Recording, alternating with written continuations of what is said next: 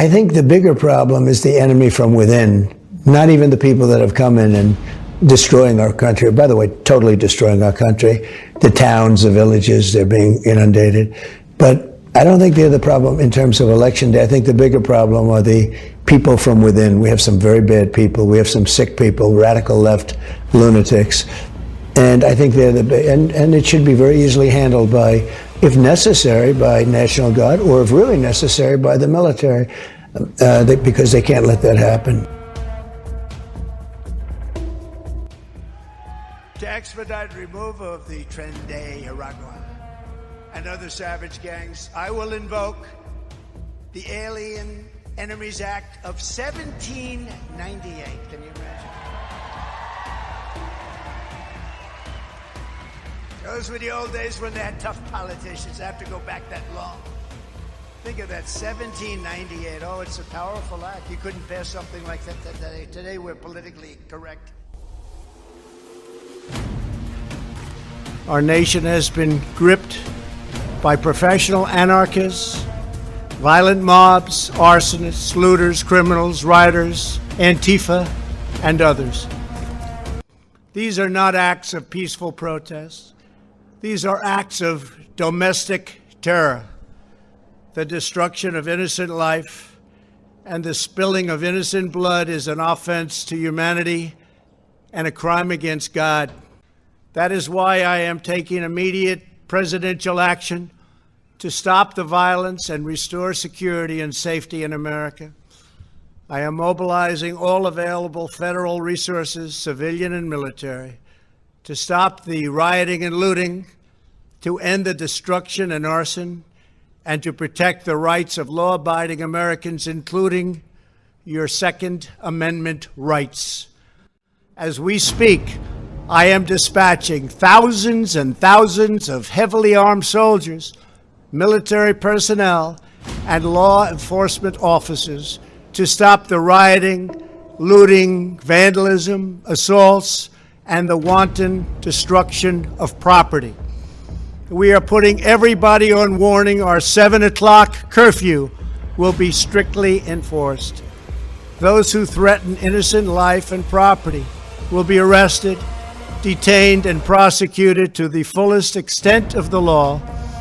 I want the organizers of this terror to be on notice that you will face severe criminal penalties and lengthy sentences in jail. This includes Antifa and others who are leading instigators of this violence. One law and order, and that is what it is. One law. We have one beautiful law. Here, we're going to give riot warning. We're going to try and get compliance, but this is now effectively a riot. 49 hours declaring it a riot. 5 to 50 be advised, Cal Police 1 advised they're trying to breach and get to the Capitol.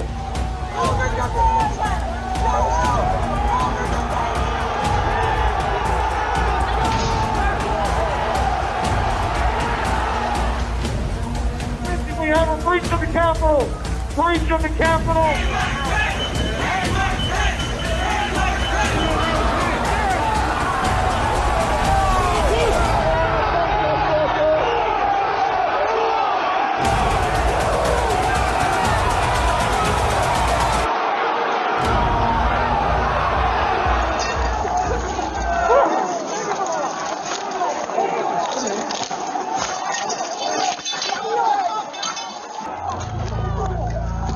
We need to hold the doors of the Capitol.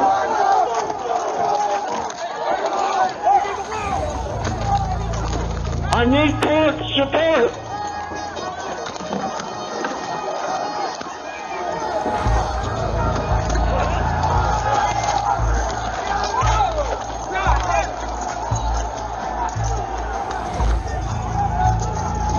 We lost the line. We lost the line. All MPDs get back! All MPDs get back up to the upper deck! All MPDs get back to the upper deck!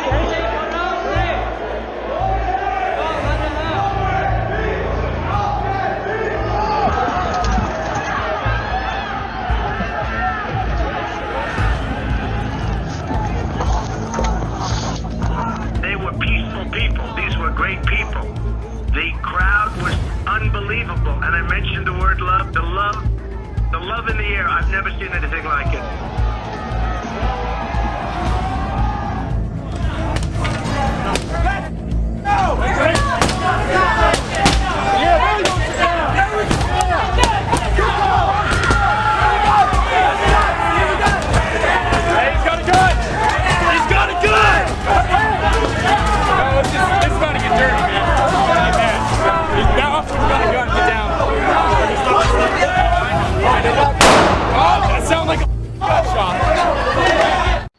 It's the Roaring '20s.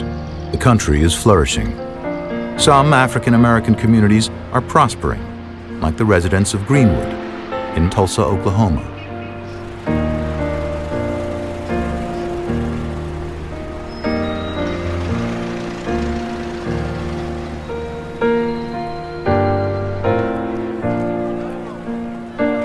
A remarkable Baptist pastor named Solomon Sir Jones is the pioneering filmmaker. His footage was lost for more than 50 years. Jones captures the bustling life of Greenwood, which could be any American small town.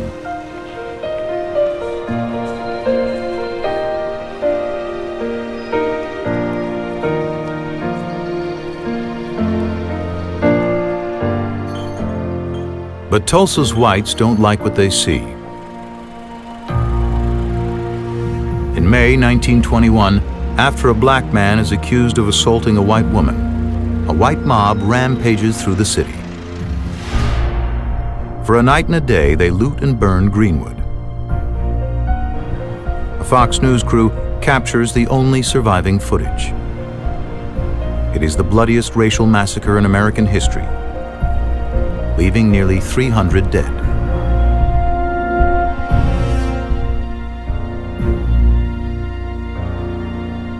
Of course I hate these people.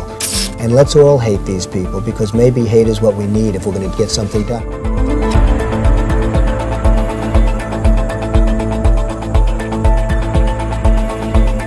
Found a female. She was still alive, and in fact still is. I am strongly in favor of the death penalty. I'm saying if they're found guilty, if the woman died, which she hopefully will not be dying, but if the woman died, I think they should be executed.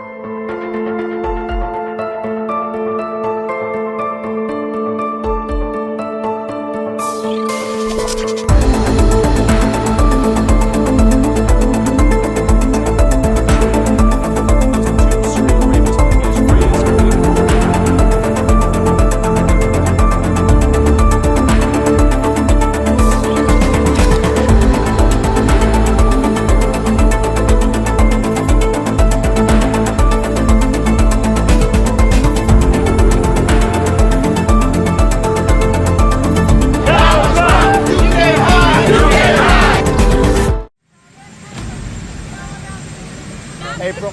Mr. President, will you apologize to Central Park 5? They've been exonerated. There have been videos and movies shown about the case, and you came out with a full-page ad saying that they should die, that they should have the death penalty. Why do you bring that question up now? It's an interesting time to bring it up. You have people on both sides of that. They admitted their guilt. If you look at Linda Fairstein and if you look at some of the prosecutors, they think that the city should never have settled that case. So we'll leave it at that. To race and politics in this country. Mr. President, you recently said of Vice President Harris, quote, "I didn't know she was black until a number of years ago when she happened to turn black, and now she wants to be known as black." I want to ask a bigger picture question here tonight. Why do you believe it's appropriate to weigh in on the racial identity of your opponent? I don't, and I don't care. I don't care what she is. I don't care. You make a big deal out of something. I couldn't care less. Whatever she wants to be is okay with me. But those were your words, so I'm I asking... don't know. I mean, all I can say is I read where she was not black, that she put out, and I'll say that. And then I read that she was black, and that's okay. Either one was okay with me. That's up to her. That's up to her. Vice President Harris, your thoughts on this? I think it's, I mean, honestly, I think it's a tragedy that we have someone who wants to be president who has consistently, over the course of his career, attempted to use race to divide the American people. You know, I do believe that the vast majority of us know that we have so much more in common than what separates us, and we don't want this kind of approach that is just constantly trying to divide us, and especially by race. And let's remember how Donald Trump started. He was land, he owned buildings, and he was investigated because he refused to rent property to black families. Let's remember, this is the same individual who took out a full-page ad in the New York Times calling for the execution of 5 young black and Latino boys who were innocent, the Central Park 5. Took out a full-page ad calling for their execution. This is the same individual who spread birther lies about the first black president of the United States. And I think the American people want better than that, want better than this, want someone who understands, as I do, I travel our country. We see in each other a friend. We see in each other a neighbor. We don't want a leader who is constantly trying to have Americans point their fingers at each other. I meet with people all the time who tell me, can we please just have discourse about how we're going to invest in the aspirations and the ambitions and the dreams of the American people? Knowing that regardless of people's color or the language their grandmother speaks, we all have the same dreams and aspirations and want a president who invests in those, not in hate and division. Vice President Harris, thank you. Lindsay? President. I see a candidate who has sought to reform and uphold the law, and a man who wrongly assumes his mugshot appeals to black Americans. I worked with Kamala Harris.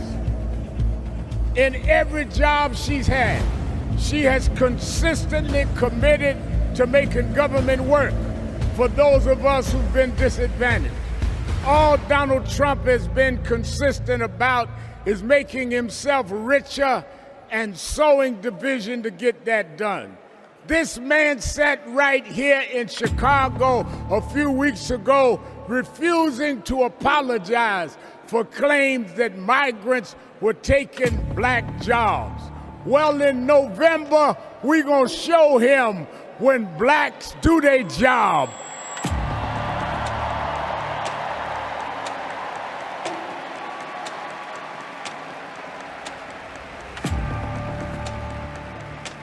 And we are going to join with whites and browns and Asians, and we're going to do a job on those that have done a job on us. Kamala Harris has laid out a concrete program, not only for black men, but for this country.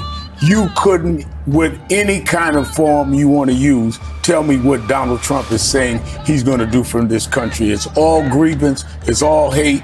It's saying, as Jelani was saying, mugshots. Blacks relate to me. Golden shoes. I'll sell you a Bible that is made in China for $3. I'll sell it to you for $60. Is that good for you, black churches? It's the most insulting campaign, particularly to black men. And when Barack Obama raises it, he's not chastising us. He's telling us, look at what you're seeing. Don't make excuses for him. To say that the first black male president is talking down to us when he's telling us what we're being talked down to. When a man says 34 counts, felony count convictions is what we like, that's talking down to us. So I understand why people are looking to shake things up. I get why sometimes folks are frustrated with politics. I'm sometimes frustrated with politics. So I get it. What I cannot understand is why anyone would think that Donald Trump will shake things up in a way that is good for you. That I don't understand. He held a town hall meeting where he just, let me explain, because I've done a lot of town hall meetings. The point of a town hall meeting is to take questions. He just decided, you know what, I'm going to stop taking questions, and then he's swaying to Ave Maria and YMCA for about half an hour. Folks are standing there not sure what's happening. Can you imagine if I did that? Can you imagine if Ruben did that right in the middle?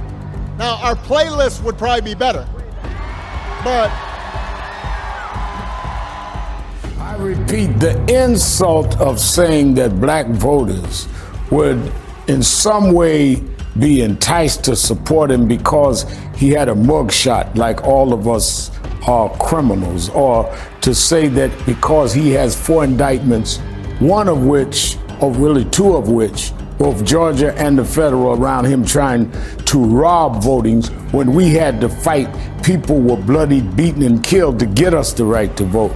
And one person, one of his supporters, got on Fox News saying blacks love him because of the sneakers.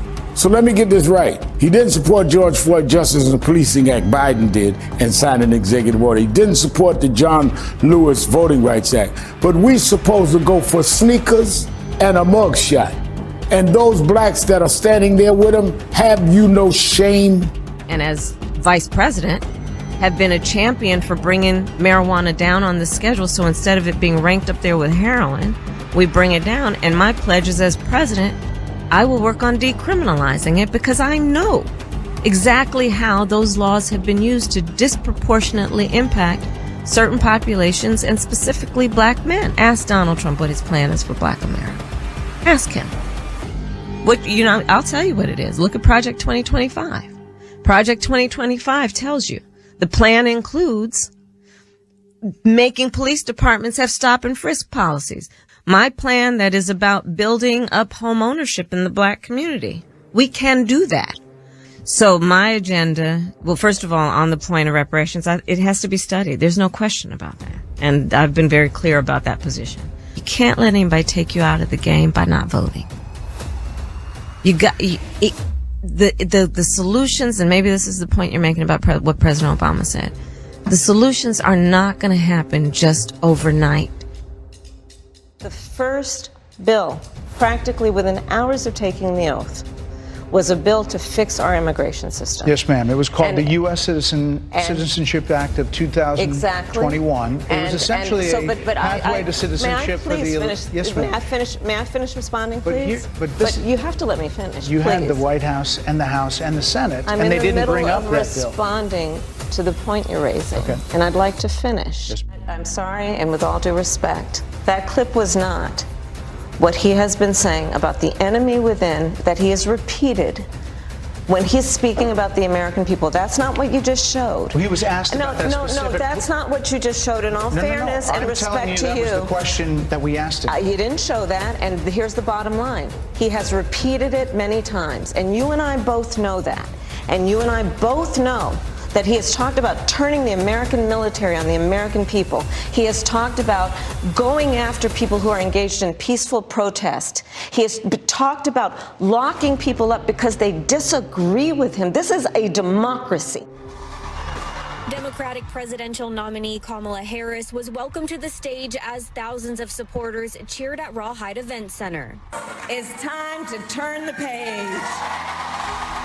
And America is ready for a new way forward. Supporters who waited in a long line hours before the rally say it was worth it. It was excellent. As a public educator here in the Metro Phoenix, we have to have something better for our kids and our kids' future. They came to hear her policies if she is elected president. Like bringing down the cost of living, investing in small businesses and entrepreneurs. We believe in fighting to protect reproductive freedom. We will always fight to keep our nation secure. Honor our military service members. How important this state is, even saying the election is here in Arizona. Throughout her speech tonight, Harris made it a point to take a jab at her opponent, former President Donald Trump. Y'all might have seen that just last night, Donald Trump officially ruled out any more debates. Now, I think it's It's a disservice to the voters. I also think it's a pretty weak move. We have two enemies. We have the outside enemy, and then we have the enemy from within. And the enemy from within, in my opinion, is more dangerous than China, Russia, and all these countries, because if you have a smart president, he can handle them. But I think it's, Abraham Lincoln. Of course, if you negotiated it, you probably wouldn't even know who Abraham Lincoln was. He would have been president, but he would have been president. He wouldn't have been the Abraham Lincoln. Would have been different, but that would have been okay.